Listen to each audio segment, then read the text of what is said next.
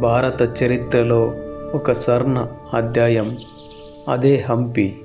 కర్ణాటకలో తుంగభద్ర నది ఒడ్డున ఉన్న ఈ నగరం ఒకప్పుడు విజయనగర సామ్రాజ్యం రాజధాని.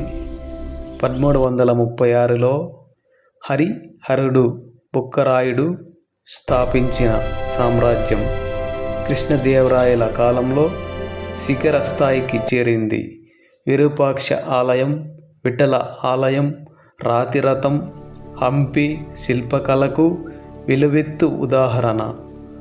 1565లో తాళికోట యుద్ధంలో విజయనగరం ఓడిపోయి హంపి ధ్వంసమైంది. కానీ నేటికి ప్రపంచాన్ని ఆకర్షిస్తోంది. 1986లో యునెస్కో ప్రపంచ వారసత్వ ప్రదేశంగా గుర్తింపు పొందిన హంపి